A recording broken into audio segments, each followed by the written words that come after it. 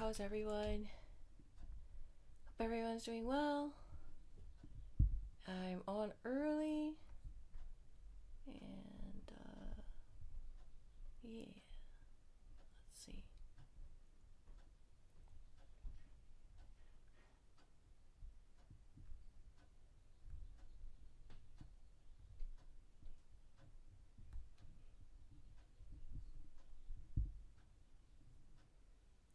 Okay. Hi. Hey, Flash. How are you? Hello. Yeah, I think I'm gonna put something in the chat.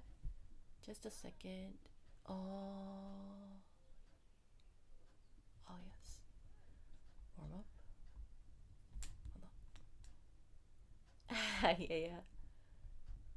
First, then request time. Okay.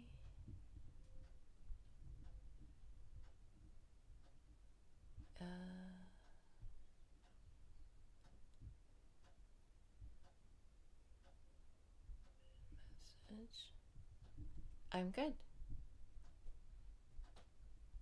I'm doing really well. Yay!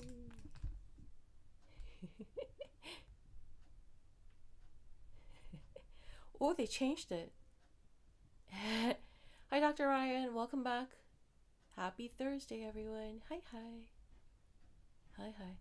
Okay, well, I'm charging my device. So I'm going to be warming up.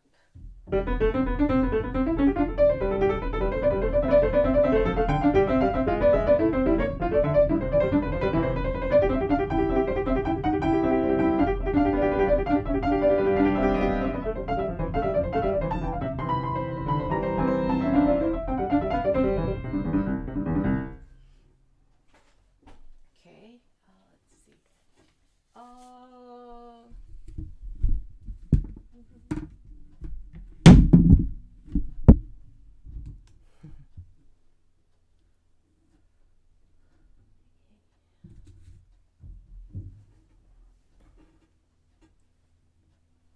Hello, everyone. Hi. Like, subscribe, join membership.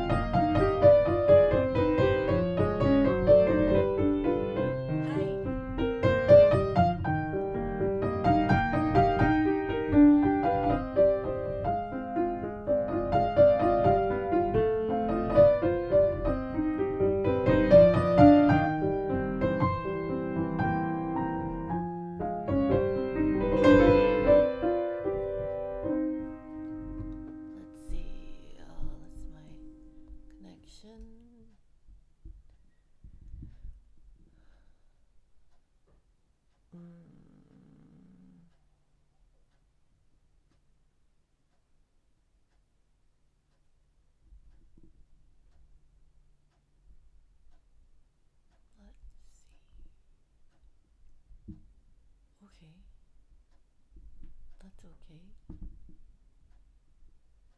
Alright. Okay. We're good.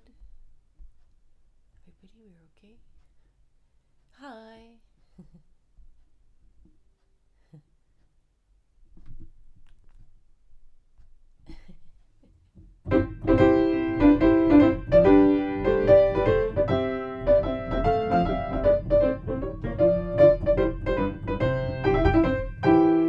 Just a second.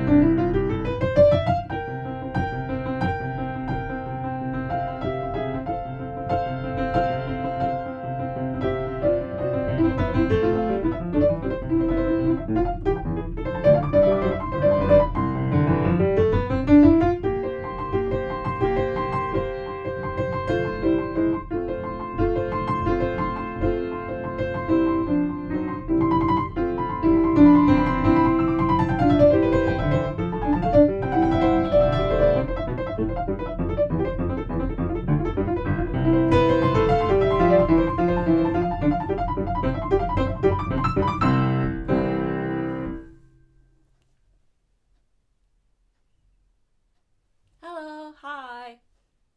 Like, subscribe, join membership.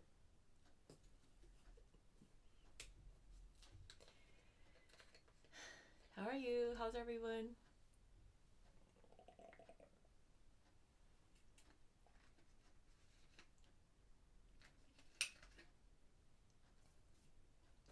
Yeah, I just have to warm up.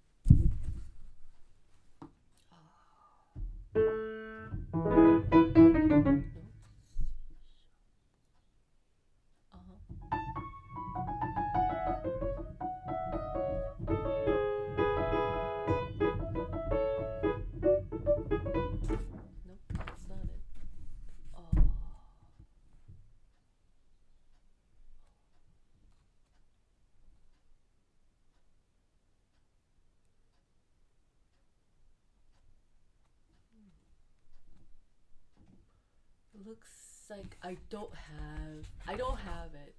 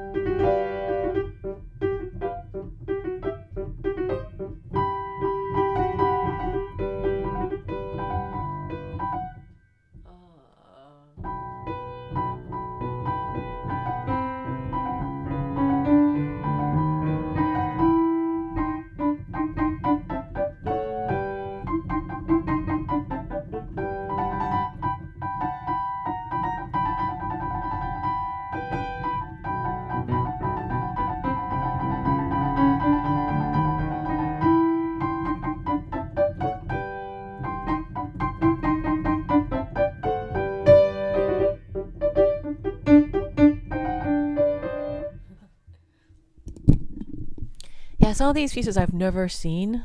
I've never even cracked open this book. It's my mom's.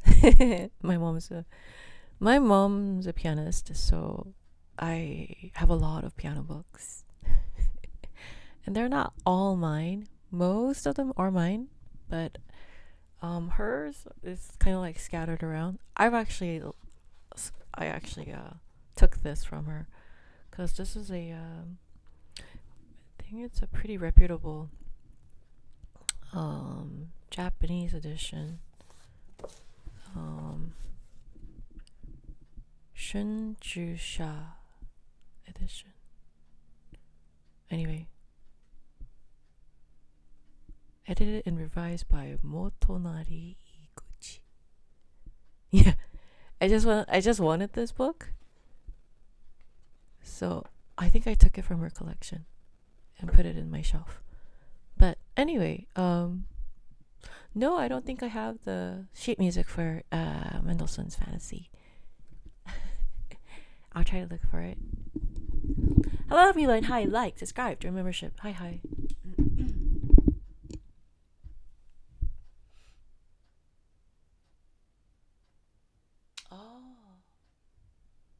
I'm an organist, so I'm a big fan of anything Mendelssohn. Thanks for looking. I see.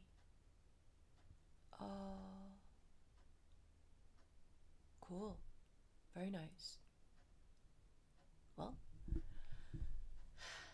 hello everyone. Hi, like, subscribe, join membership. Hi.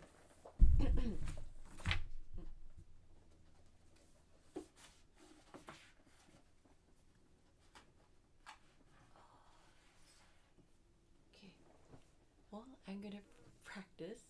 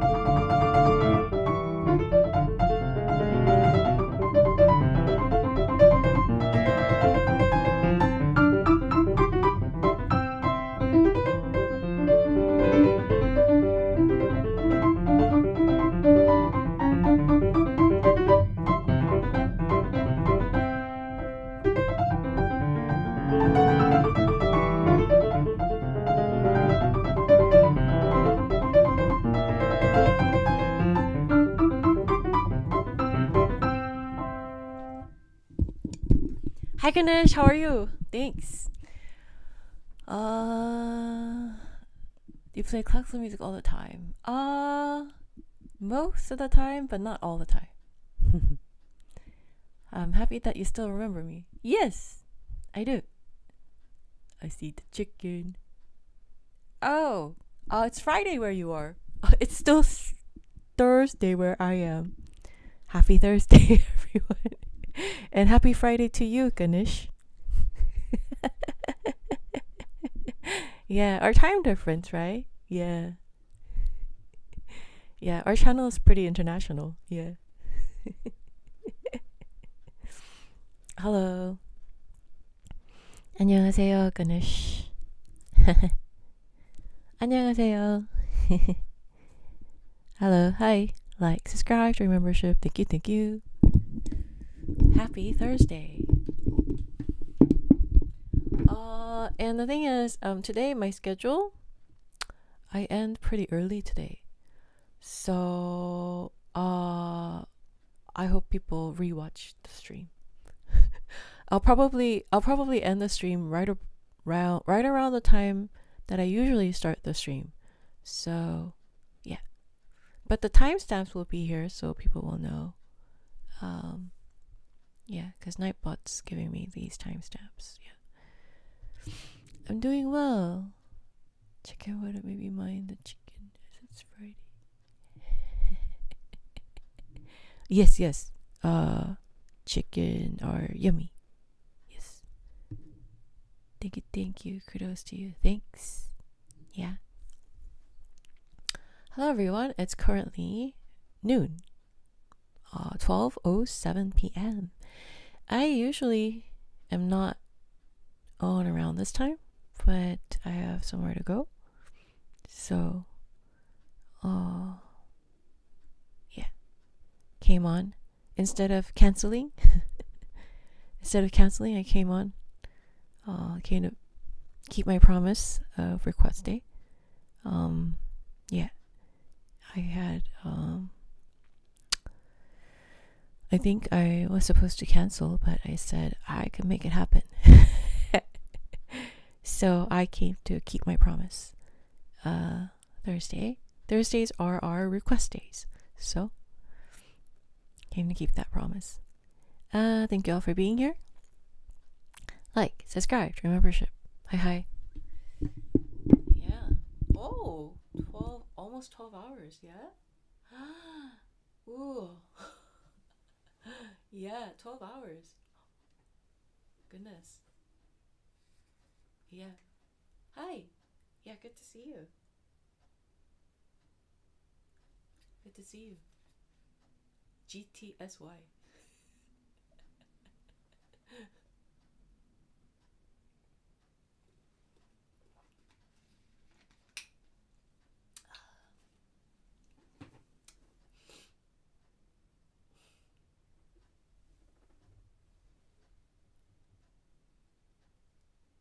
Like, subscribe, join membership. Hi.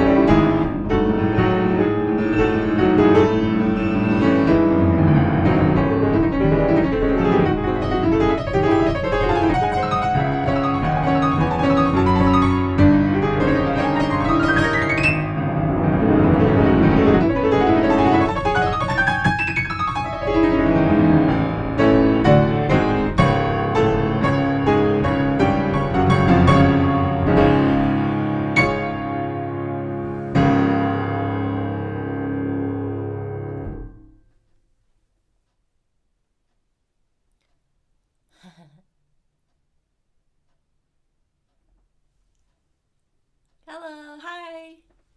Like, subscribe, join membership. Hi, hi. Hey. Oh. Wow. Almost midnight. RCA. Almost midnight. Ah, I see. You guys are all tuning in from the other side of the world. Ta-da! Thank you, thank you, thank you. You guys are all from the opposite side of the globe. Hey.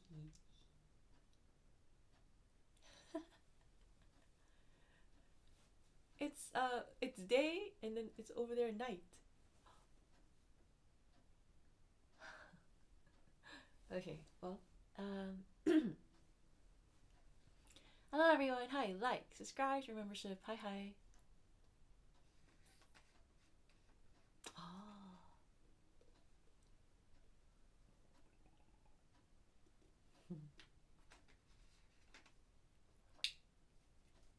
Hmm.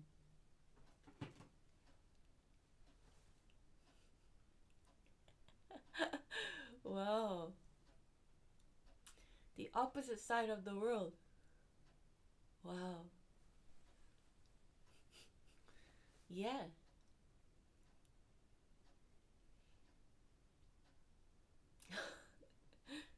Okay.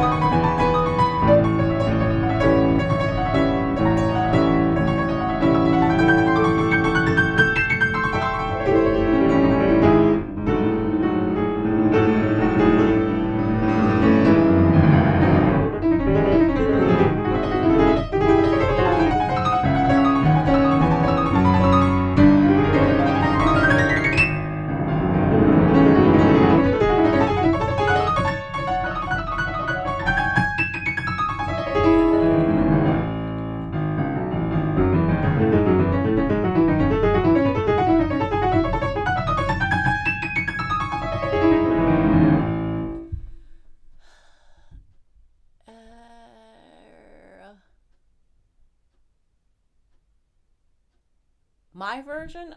My version? You want me to my version if I Rachmaninoff Prelude? You sure about that?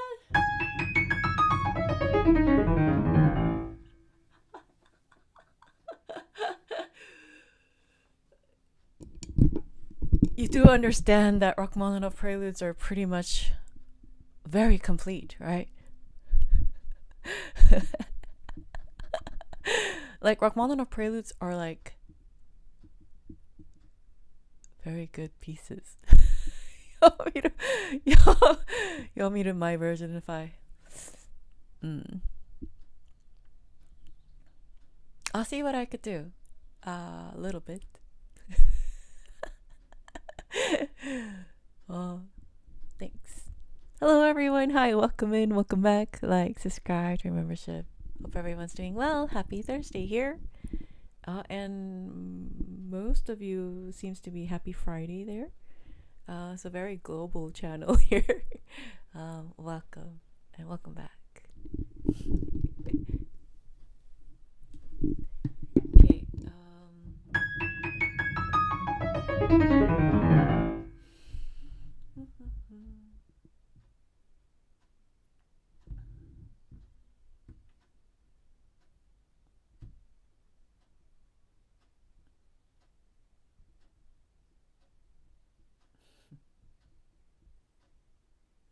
A slight glance. Sure. Sure. I'll try.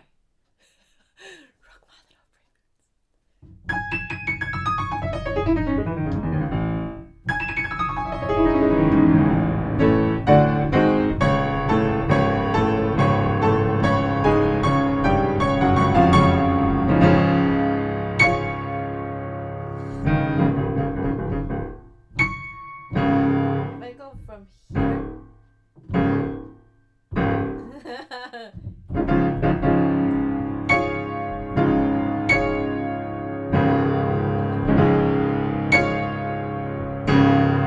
Oh, okay.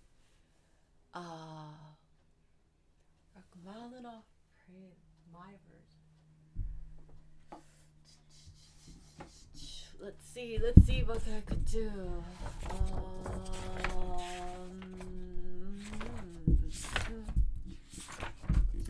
These are, oh goodness.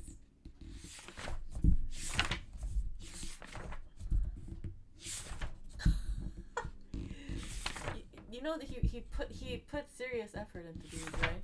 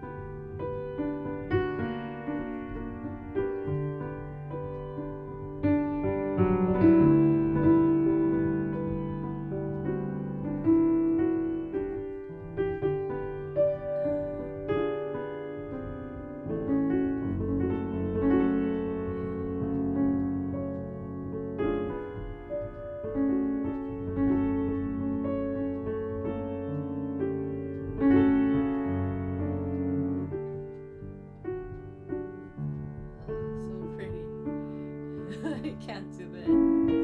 This one's off limits.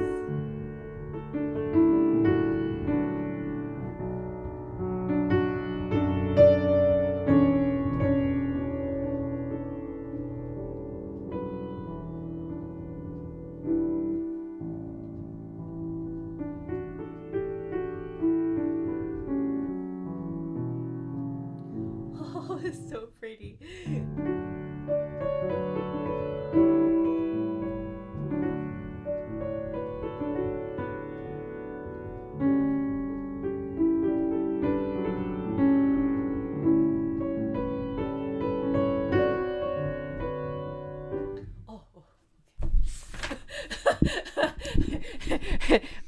This one is off limits. 23 number 4 is perfection. I dare not. It's perfect. Number 23, number 6. Oh, this one's pretty too. I like this one too. 3 flats.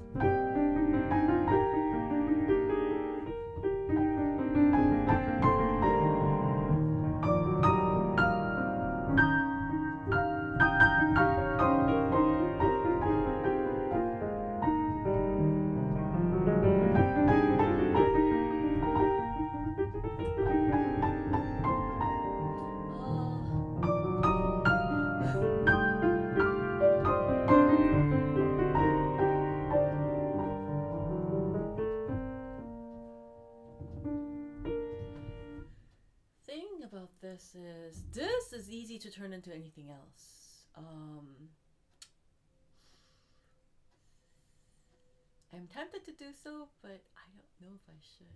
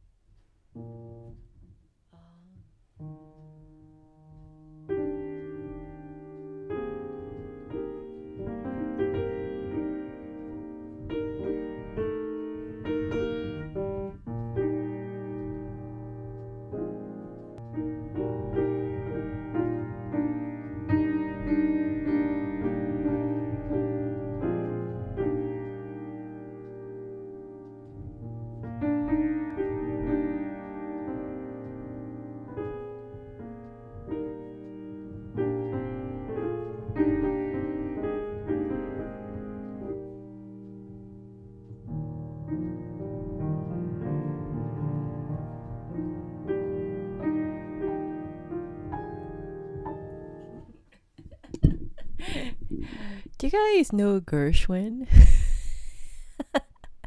This kind of reminds me of his and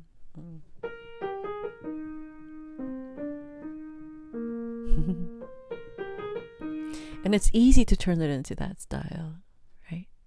Be my style.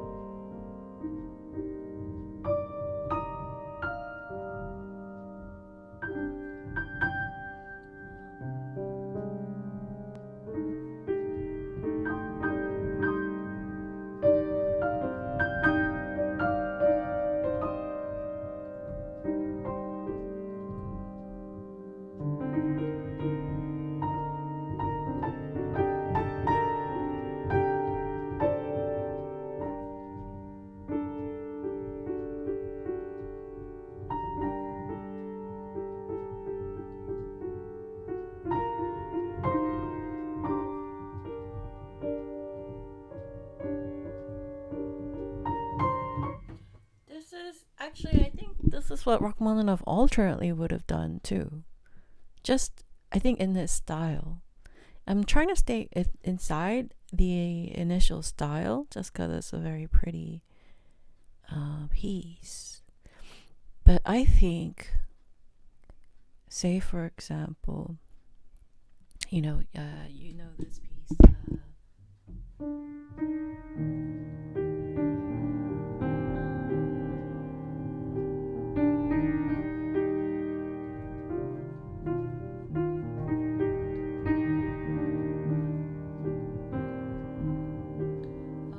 It's kind of and then his.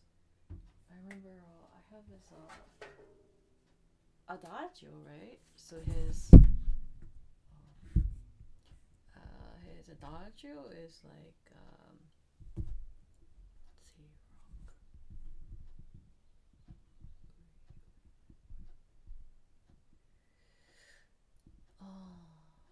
symphony.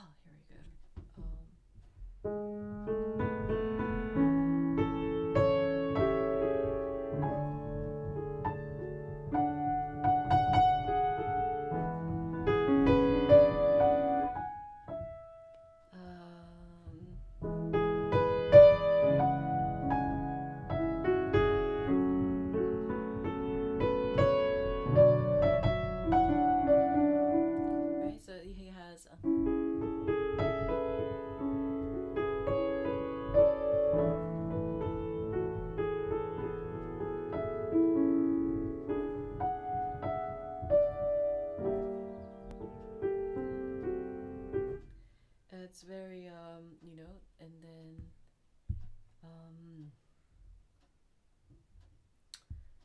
there's this part.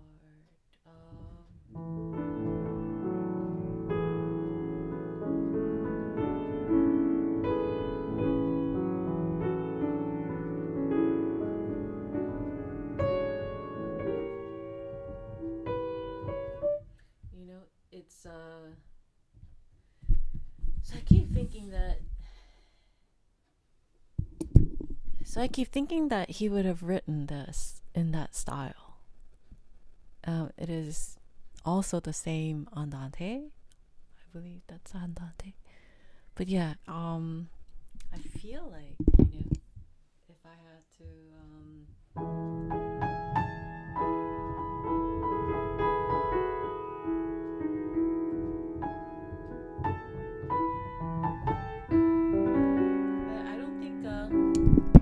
I don't think he would have done the triplet inner notes per se. I think he would have done it with the left hand.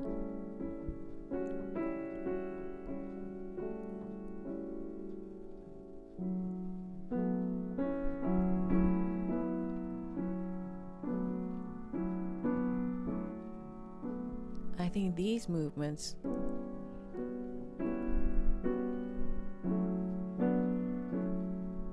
I think he would have done something a little bit more subtle. The thing about Rachmaninoff is that he has a very, it seems flashy outwardly, right? Because, he writes a lot of lush or flashy pieces, so it seems. But when you look at his counterpoint, this when you look at a composer's counterpoint, that's where their personality shows. And the way they use counterpoint is going to be more showing of their real character, the personality, than maybe handwriting, because it is, their choice, right? So I would say, for example,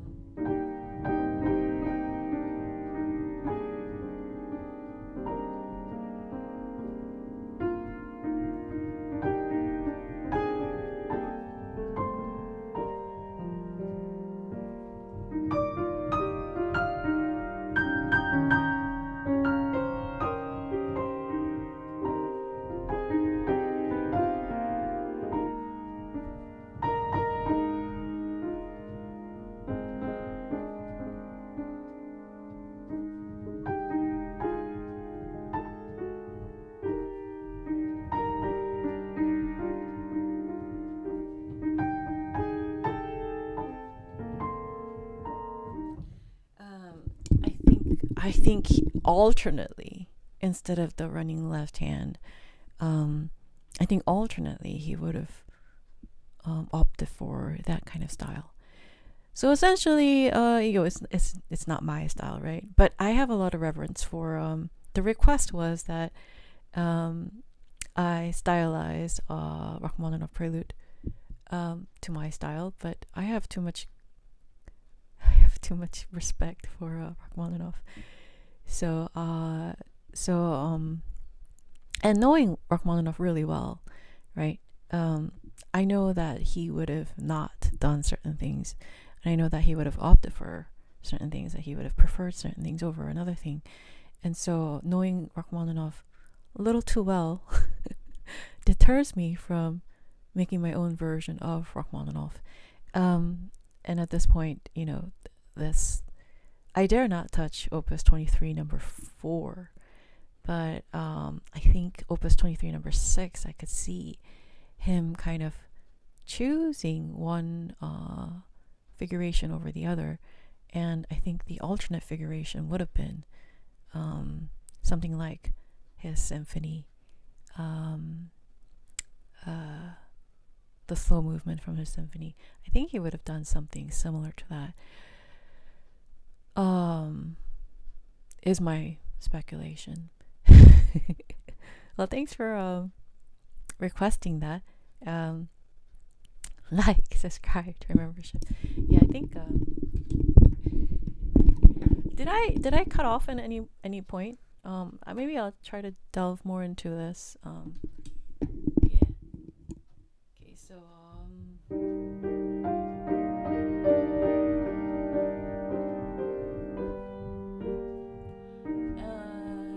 but in terms of the inner notes, there's actually a lot of options, right?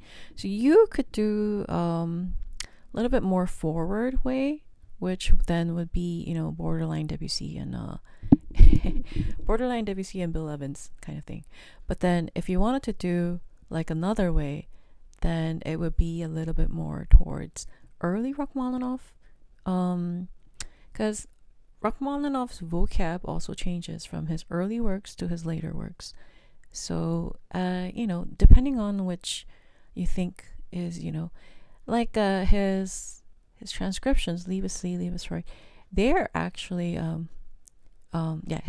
his transcriptions, Love's Joy, Love's Sorrow, those are actually his very forward vocab, as in he kind of borderlines on chronic chromaticism. I would like to coin it chronic chromaticism. And I think that's actually a result from maybe him studying Chopin, because Chopin was, had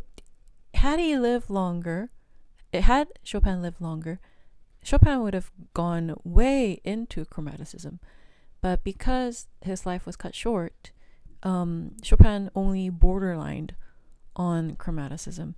But if you look at his later works, you'll realize that him maturing would have been a lot more daring and bold, perhaps even more so than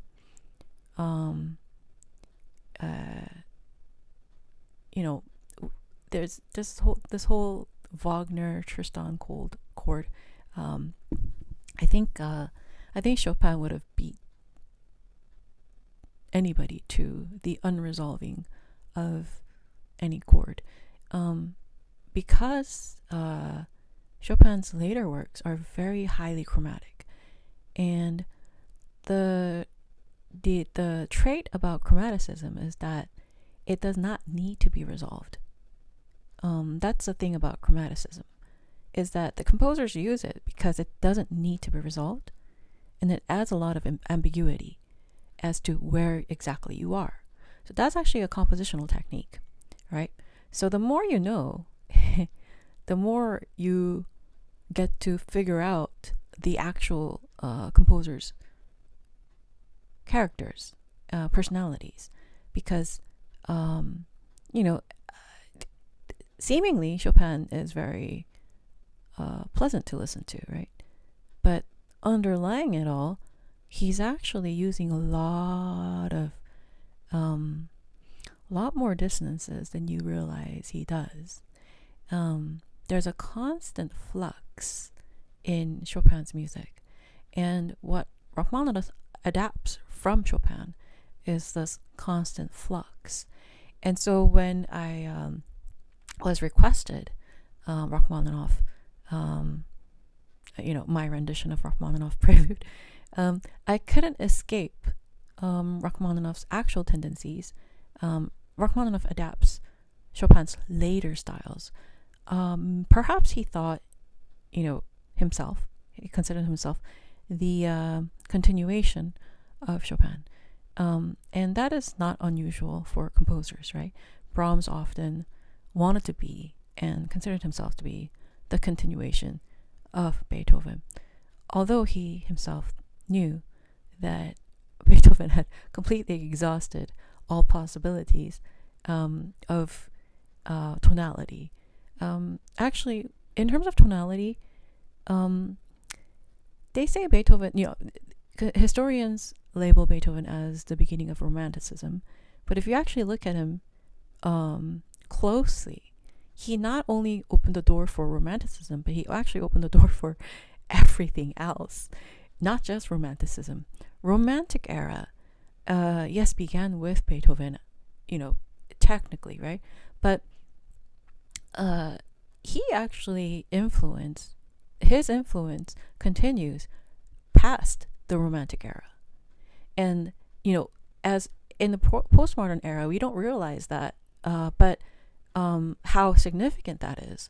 But if you look at Beethoven's writing, it's always in vogue, meaning it's way far ahead. It's far, far, far ahead than even music composed these days. Beethoven's music inherently is a lot more modern in structure and in concept and in execution than some of the more modern, birthed, recent pieces, because it is that revolutionary. Anyway, so long story short, Chopin, and so when Brahms came in, he said, well, I'm going to be the next continuation of, right? Even though he was discouraged at first, and maybe that caused him to burn all of his inferior works, right? He did his own quality control so that nobody would see works that he didn't like, right? But in anyways, after Beethoven, Brahms thought he was the next Beethoven, which in a sense he wasn't, because Brahms was a lot more conservative. He liked the conservative style of tonality. Each composers are actually, from compositional standpoint, each composers, we label them as classical, Baroque, and things like that.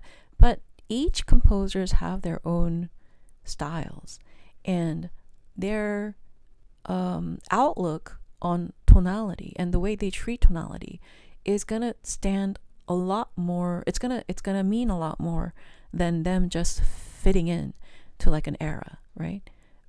We fit them in neatly into like some compartments, but when you actually look at their works, and especially like some of their works, right?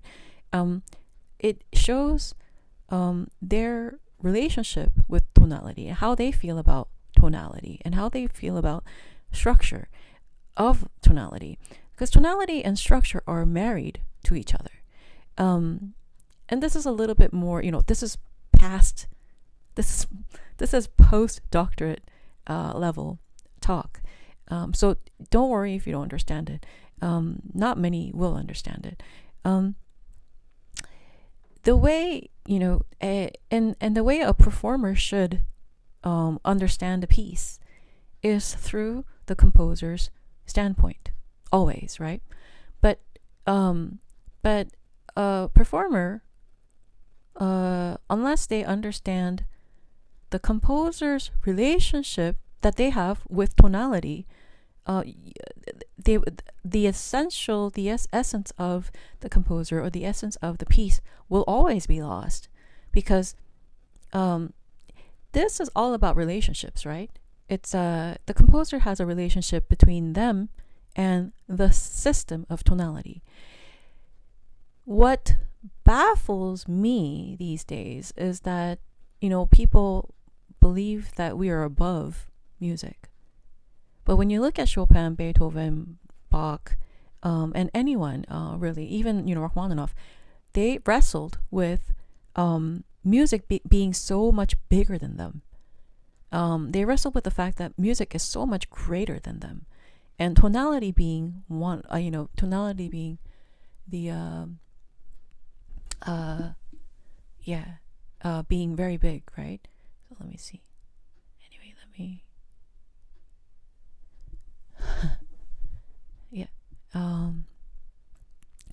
So there's a lot of people who want to get ahead. There's a lot of people that want to get ahead in life, because they want to keep up with the Joneses, or they want to be better than the Joneses, or whatever. It's a race for them. A lot of musicians think this is a competition between me and that person. With this whole competitive thing, me against this person, and she's my enemy, or this is my rival, or they tend to think very in terms of like 3D at the moment and things like that. But the bigger issue is that every performer, every musician should pit themselves against what these composers did. These composers stood before a very huge system of what we call tonality, and what to do with the tonality. Everybody had a homework, and Chopin had his homework, Mozart had his homework, Beethoven had his homework, Bach had his homework, and it was all against tonality. It was a system that was bigger than them that they had a homework against. So unless you have that kind of mentality, there's no point in competing with the person next to you, right?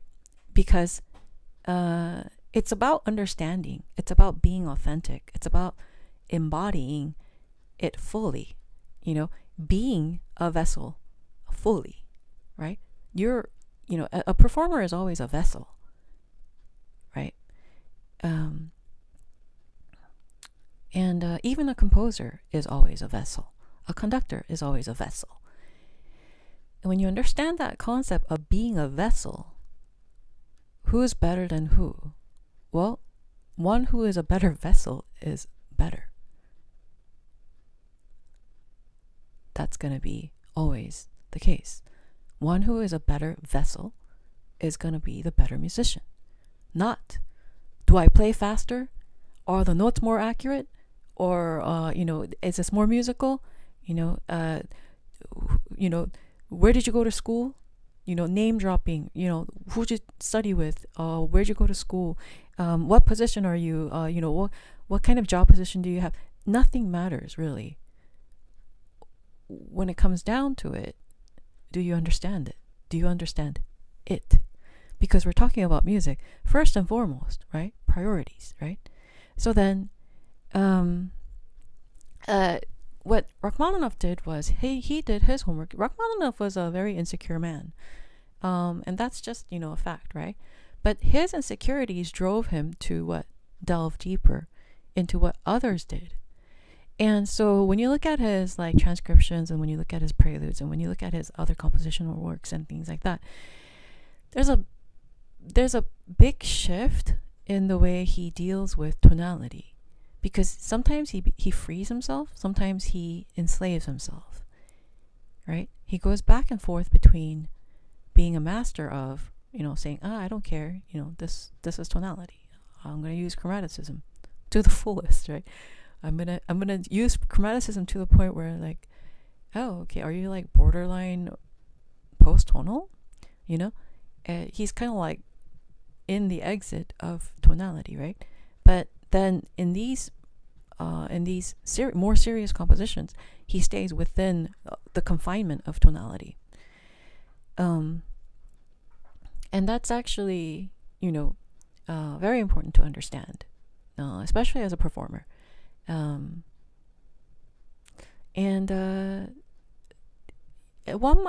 might be curious as to like, Christine, people say, oh, I've heard a lot of pianists, da, da, da, da, da.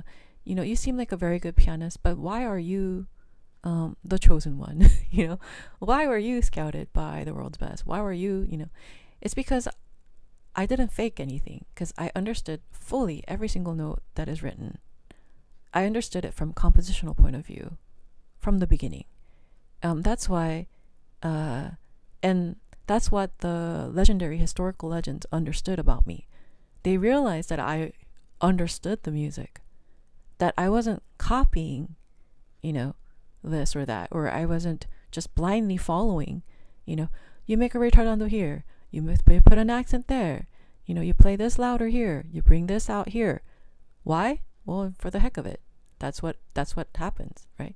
No, they realized, the historic legends realized that I understood music as if I was Chopin, as if I was Schubert, as if I was Mozart, as if I was Beethoven. They realized that I understood the music from the first person point of view, and that they realized that I could hear things that most other people can't, which is the manipulation of sound. I can manipulate the sound so that it sounds authentic. The sound itself has to be authentic, as well as the ordering, the structuring of the piece too. That all of it has to be authentic. No faking of any kind. No mystery of any kind. No question of any kind. That's what makes the best performer. And so, because of that, I was chosen and scouted, and I was their top student. Some told me, some of these historic legends told me that I am top 5 of their entire career, which means like not just current, but I was their top 5 of their entire career. So the reason why I was chosen by the historic legends and I was top is because they knew that there's nothing fake about me. I'm not pretending. My music is not pretending. It is real. Every moment of it. And there's a deep relationship between me and it's a deep understanding of the composition itself, and therefore the composer himself or herself. So that's why I was selected and chosen. Most, even concert pianists, they have questions about, what is this piece? What about this section? What about this piece? How does this work out? What should I do? They have a lot of these questions. I don't. It's because I devoted my entire life. My entire life is not that long, and I've reached this level a while ago. So yeah, it didn't take long for me to reach this level. But anyway, I devoted I devoted most of my life into reaching this truth of, oh, I know exactly what he means by this. At any given point, I could look at a score and be like, oh, okay, I see what you did. I see how you feel. Okay, that's the choice you made. Got it. And because of that,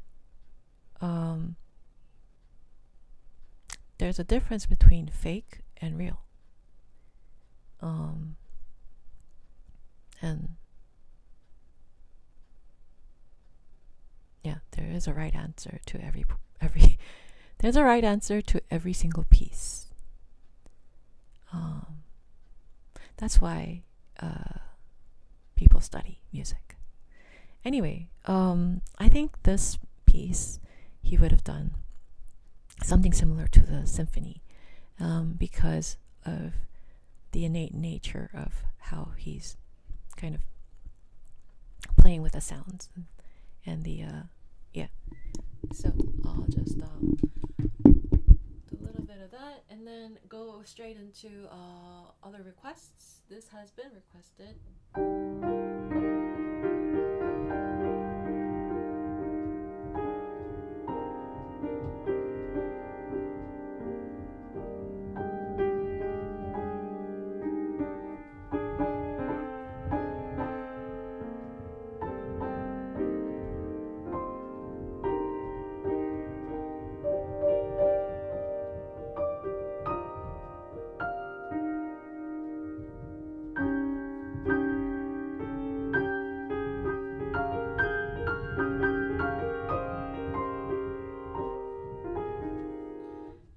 So forth. Yeah.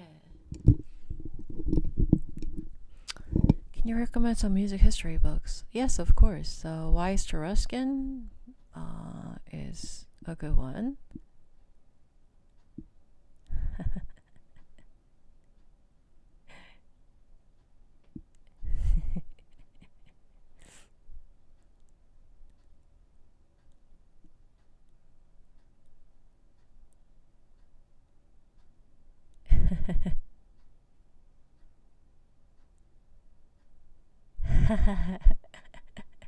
I love it.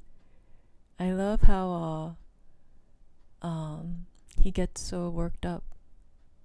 Well, for those of you who like to disagree, give me a concrete example.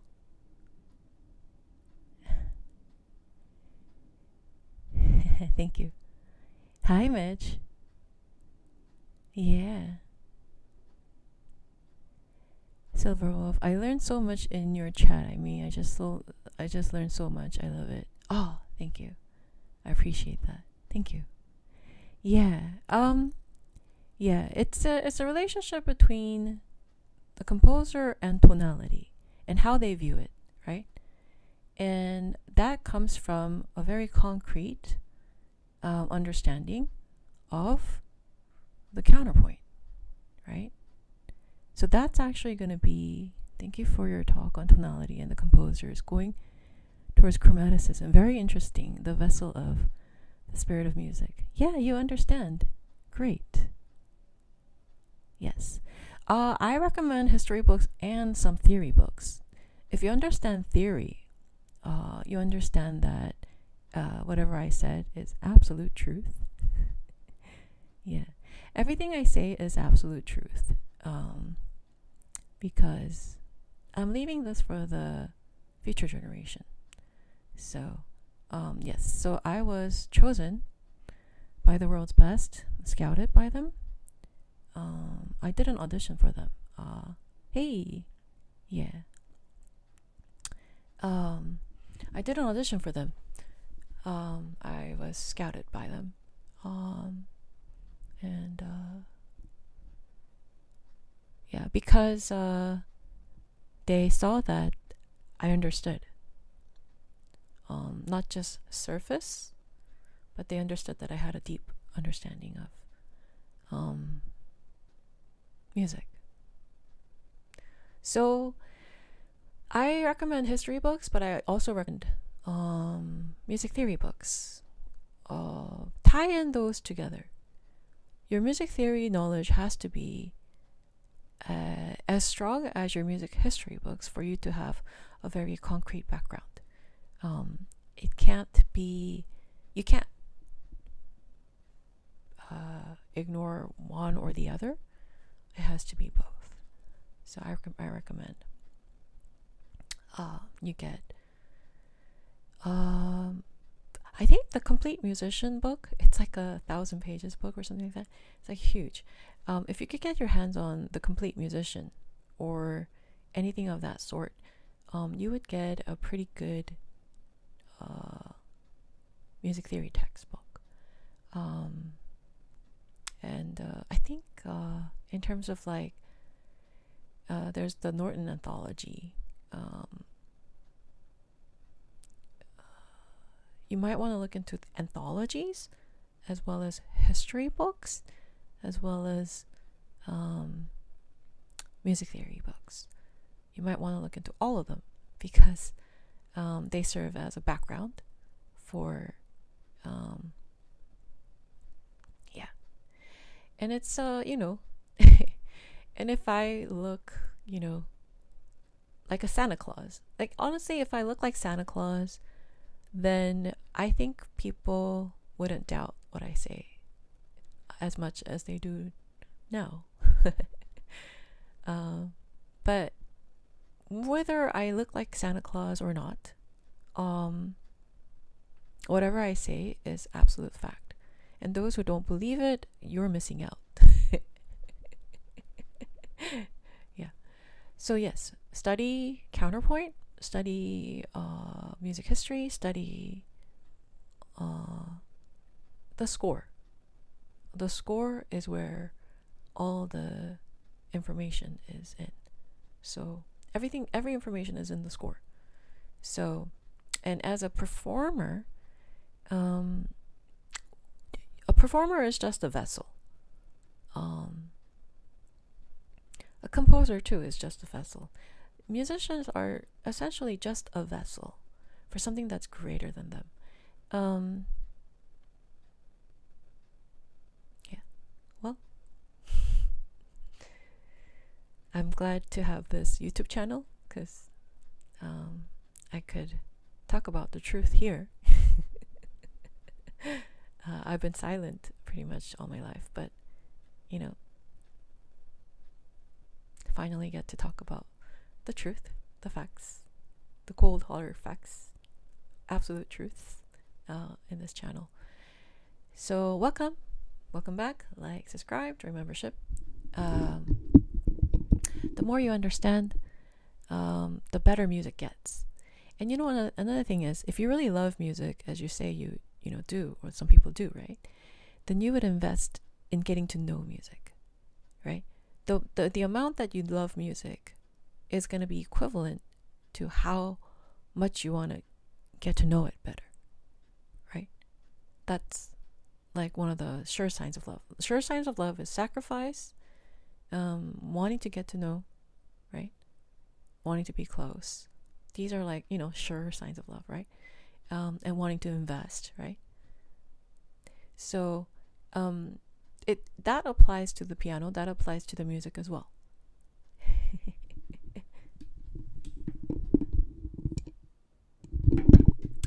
You should write a book, Amazed by Your Wisdom. Yeah, I should. Podcast series. I should. Thanks. Great reminders. Thank you.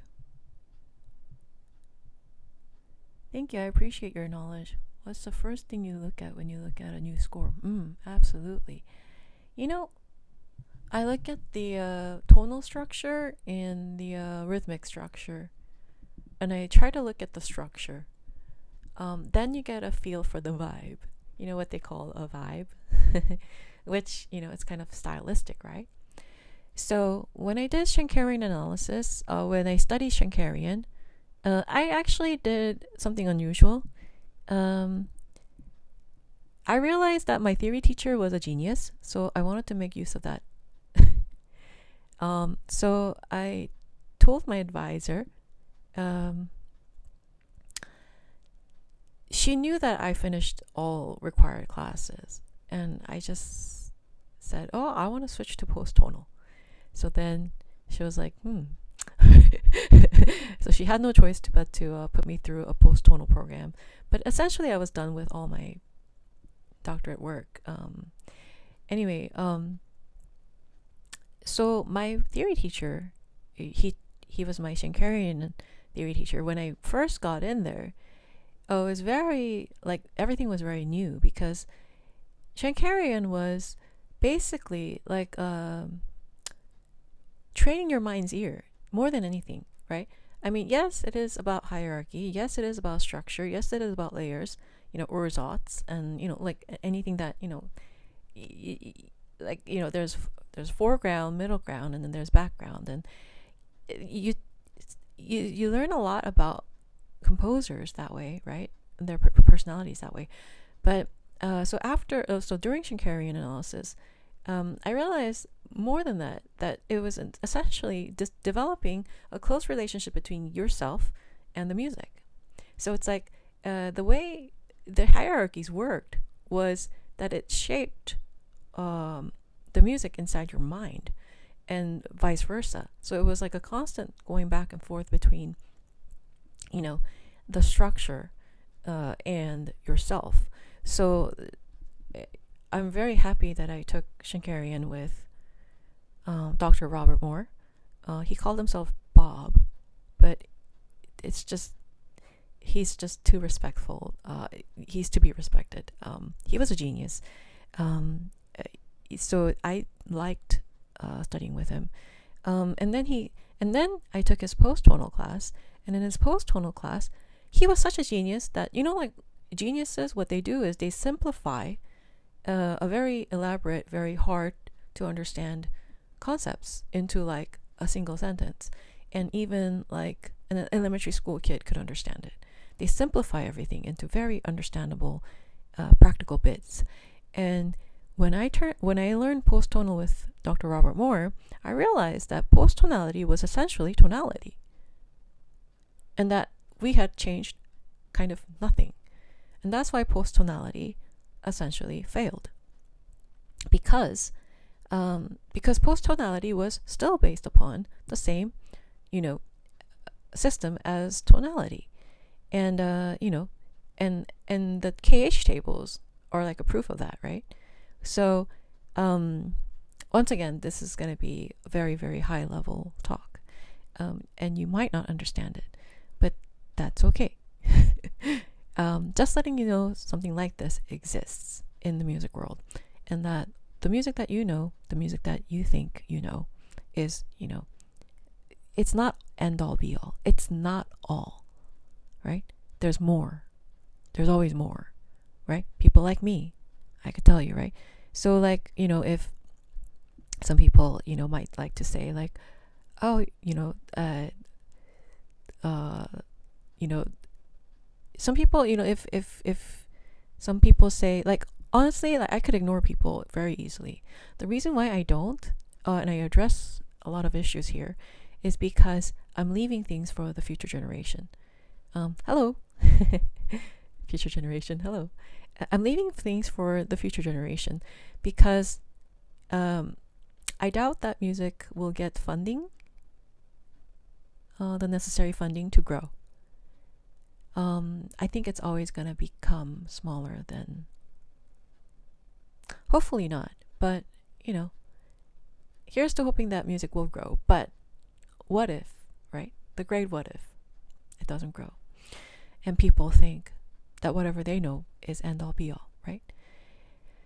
The reason why some people would like to say to me, without knowing me, right, without knowing music, without knowing piano, without knowing me, without knowing my teachers, without knowing anything, oh, that's arrogant to say, that's very big-headed to say, or whatever. That's a very big claim that you're saying. Well, you know what? What if it is real? What are you going to do? Does it scare you? Does it scare you that you're not the one that knows everything? Is that why you're pointing fingers at somebody else saying, oh, that's arrogant, that's big-headed, that's wrong, when you're the one in the wrong? Think about it that way. Music is very big. Music is very great. Music is bigger than you or me. So then, why wouldn't it make sense that somebody like me exists? Why wouldn't it make sense that somebody has explored a lot more music, a lot more musical knowledge? Why wouldn't it make sense that someone like me exists? Because music is that big and that great. And as much as I've gone to the edge and back, there's still more to be explored, right? But I'm just at the forefront of it all. And I'm telling you this for free on YouTube, right? I should be charging for this, right? But yeah, this is, very, very valuable knowledge. And it matters, if you take it or leave it, right? But just saying, if you want to know more about music, concentrate a lot on the relationship between one note to the other. Because that's what the composers did. And every single era, there was like a stylistic preference. But some of the composers didn't comply by the stylistic preferences. Instead, they chose their own path. They paved their own path. And as a result, some of these composers created a whole new genre, like a whole new portal. Yeah. So, and I'm happy.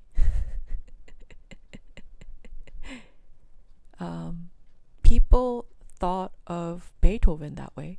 People thought of Mozart that way. Some people thought Mozart was just, like, oh, he thinks he's a genius. They thought that way about Einstein. Oh, he thinks he's all that. Einstein, he thinks he's a genius. Oh my gosh. And so, time will tell. Time will tell who's real, who's not. And I have good memory. There's been a lot of times in my life where tables have turned. The whole Cinderella story, I'm too familiar with it. My come up stories. I've come up, and I've proven a lot of people wrong. But, it kind of makes things awkward when people realize, oh, she's not as small and powerless as I thought she was. I thought I could squash her, but well, it's because when you abide by the truth and you're aligned with the truth, the power of the truth is greater than any human being.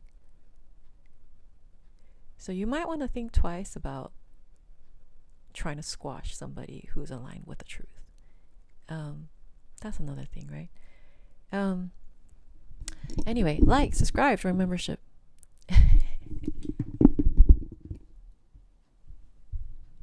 100%. I believe in your piano skills 100%. She's just the queen. Truth is a long sword. Oh, thanks. They looked down on Bach because he was Baroque. He was Baroque? Ignore it. That's a good one. Yeah, well, thank you. And I'll remember you guys, I remember you guys, and I'll remember you guys,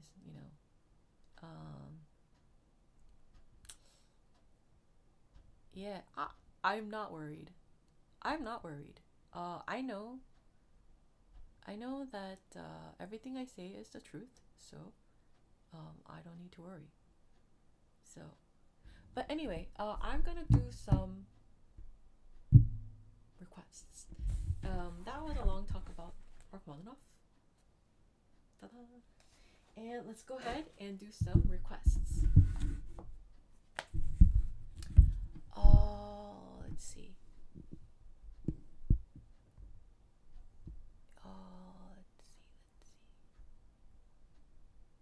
Requests. Here we go.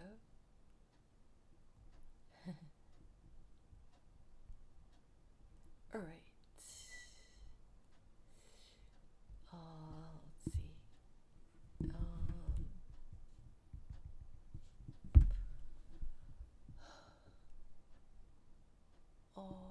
this it?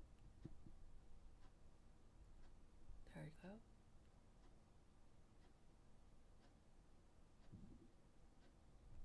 All right. Okay.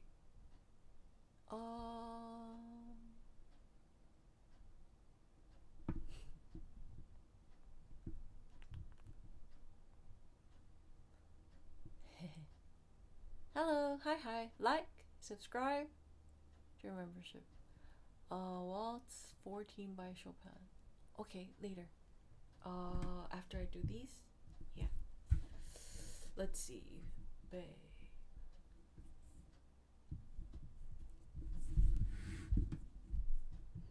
Oh, but I wanna. Can you restore my setting? D.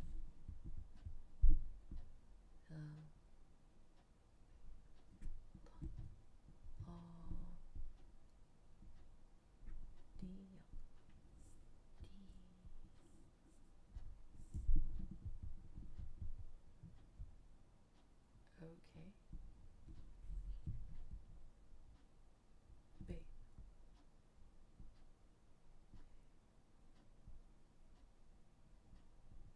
Huh. Hold on.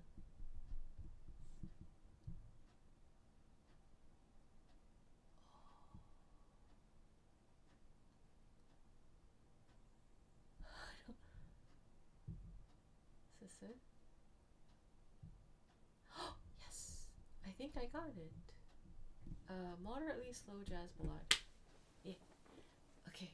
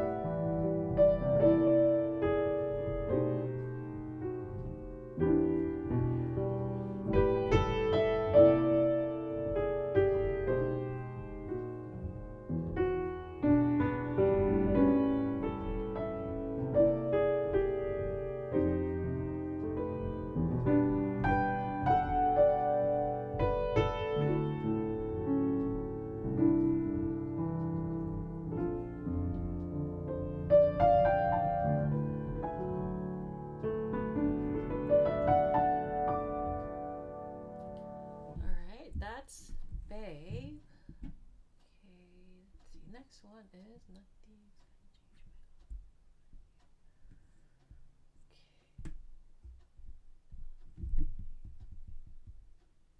Okay.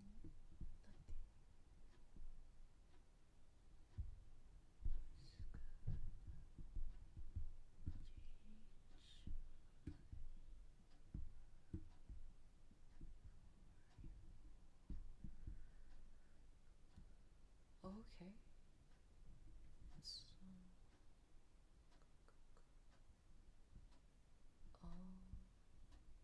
I guess.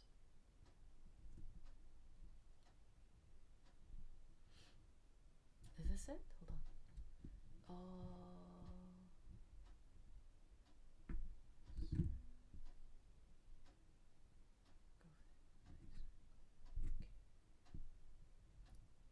Hold on. Here we go. Slow, hold on. Okay.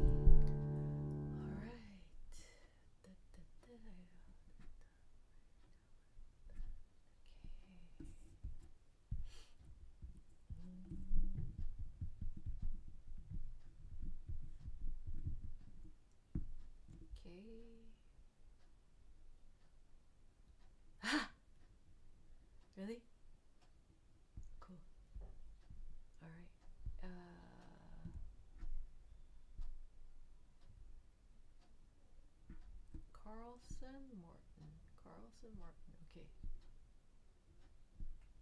Okay.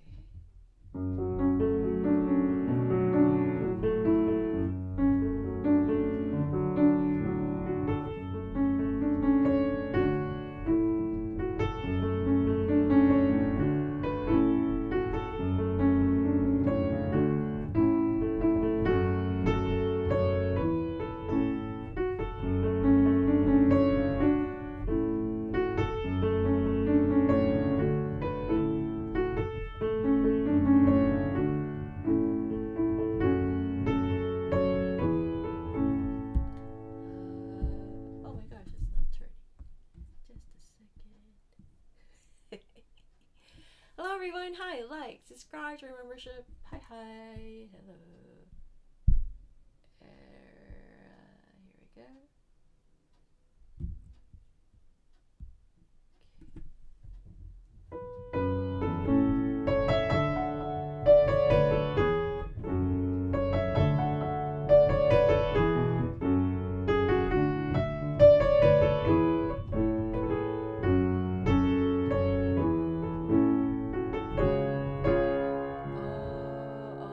Actually,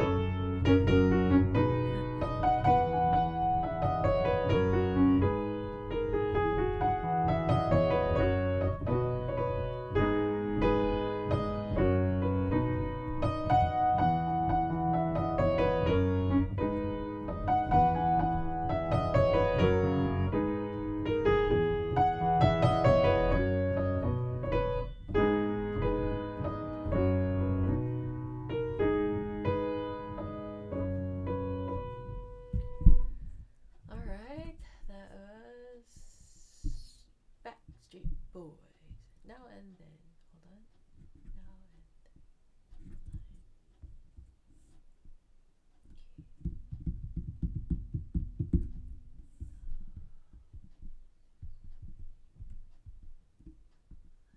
Oh. Oh.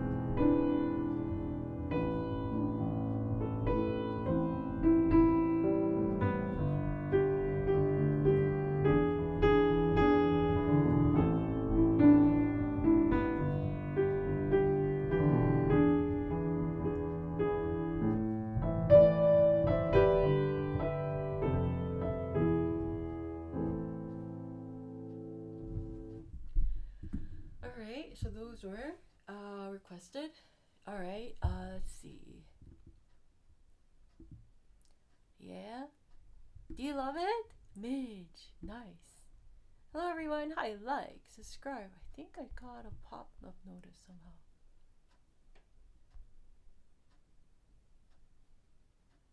Oh.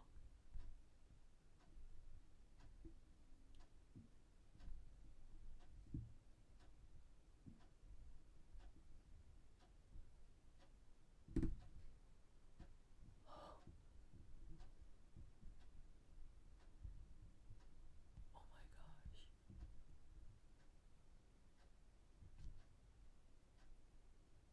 Oh.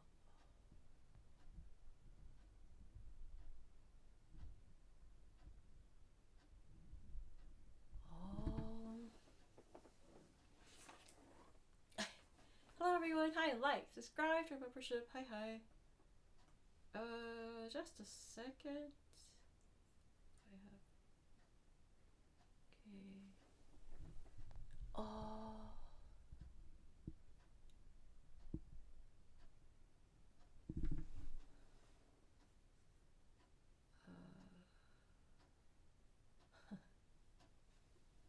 Okay.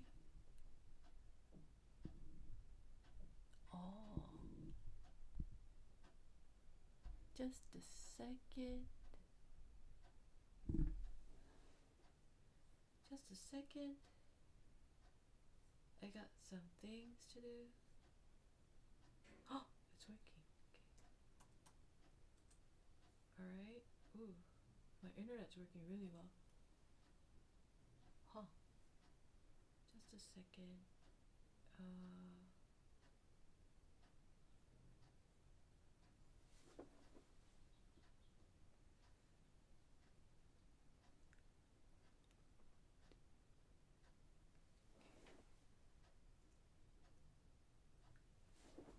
Oh, sorry. Just a second. Just 1 second. Okay.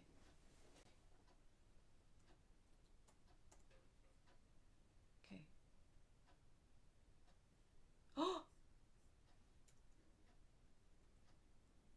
Yikes.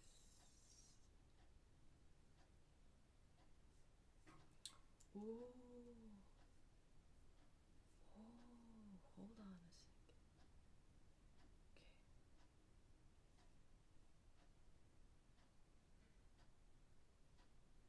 Oh.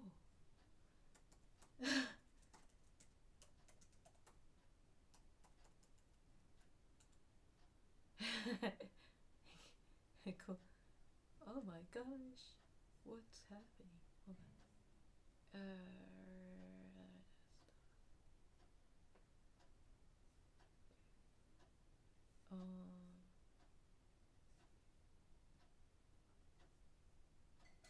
And then this one.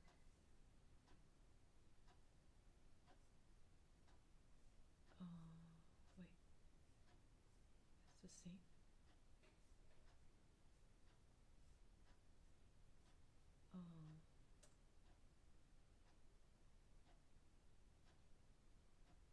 Yep.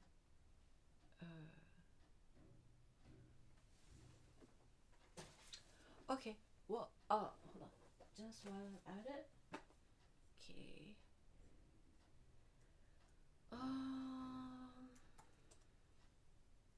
Hello everyone. Hi, like, subscribe to our membership. Hi, hi.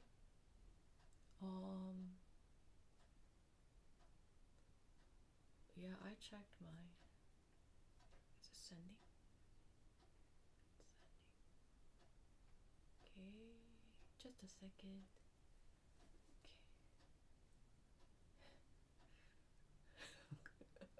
Okay. Just a second. Just 1 second. Yeah.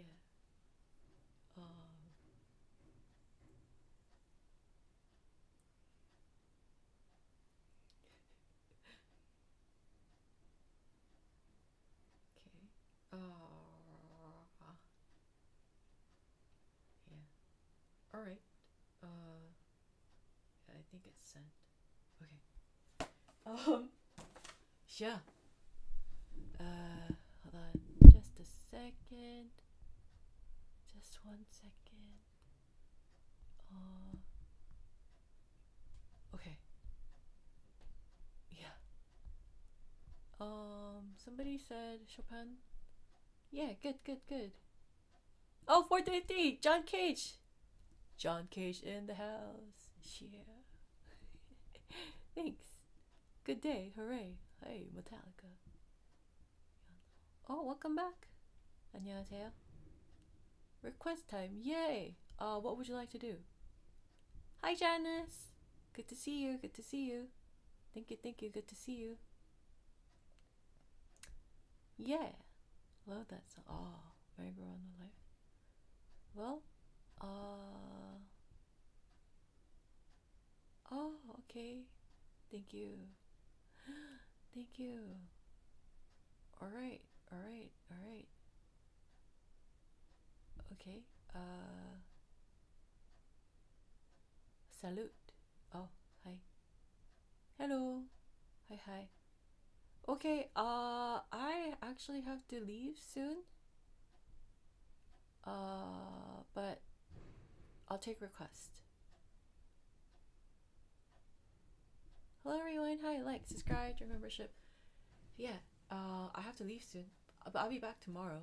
But yeah.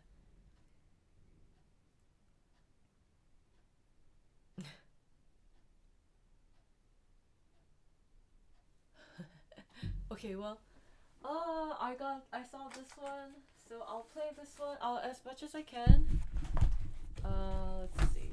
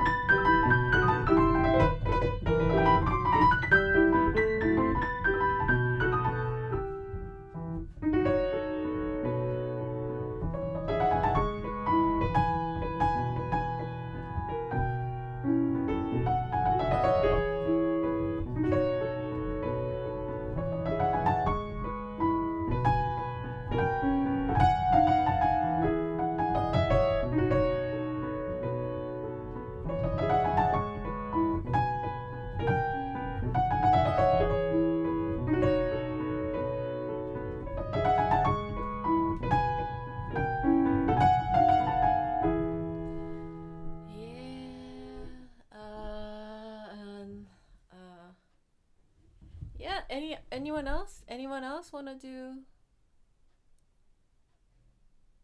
Bewildered as to why he never had this waltz published. It's wonderful, isn't it?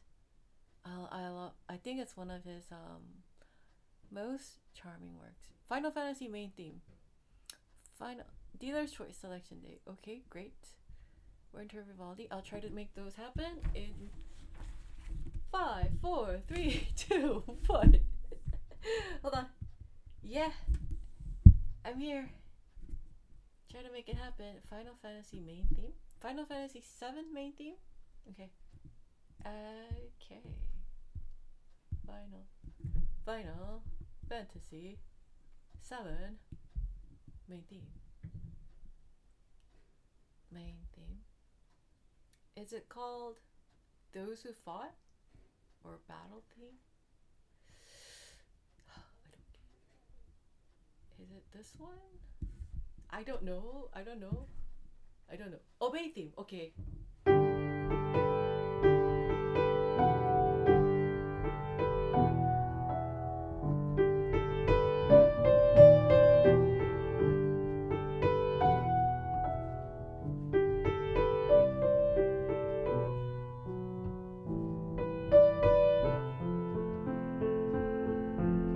Oh, sorry.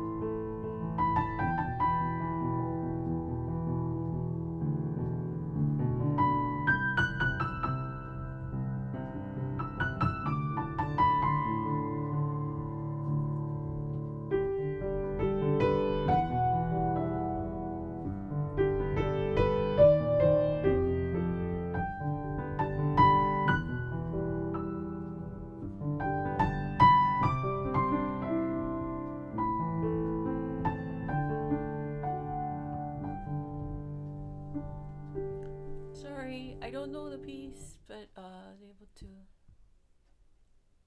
Let's see.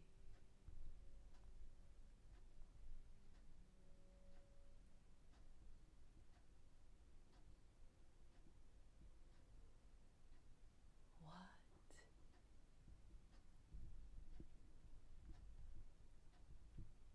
Oh my gosh. Oh my gosh.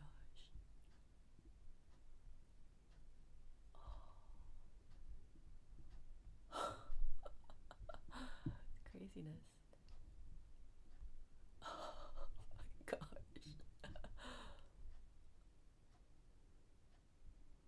Wow.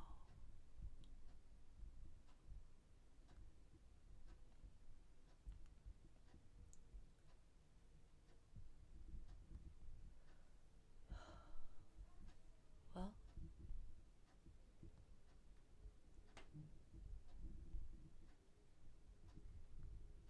yeah.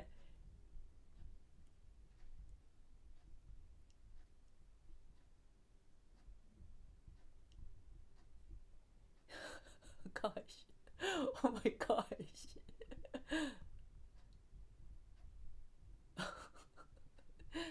Oh, okay.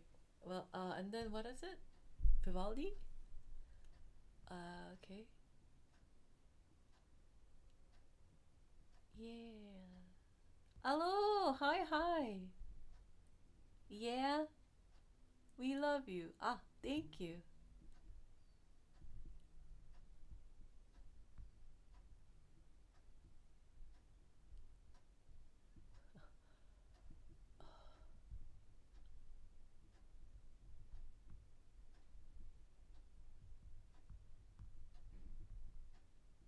Goodness.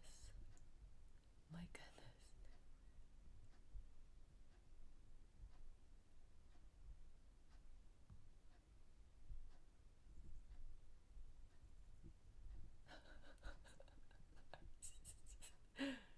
Okay, cool. Schubert Serenade, Beethoven Moonlight, Hi Hi. Ah, I see. Schubert Serenade. It is the one. Oh, okay. Oh, Vivaldi. What's happening? So curious. It has nothing to do with me. I think, cause there's nothing for me to do, but there's something going on. Yeah. Goodness gracious. Oh my gosh.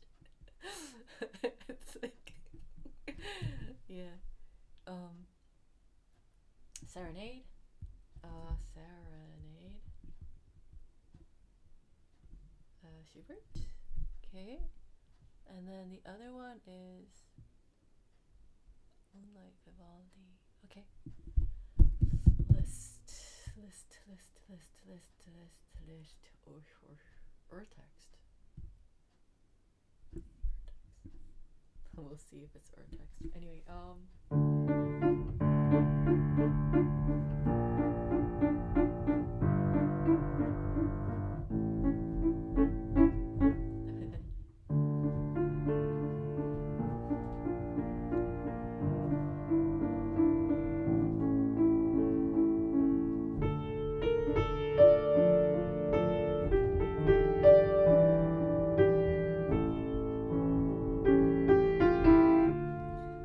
Muse score.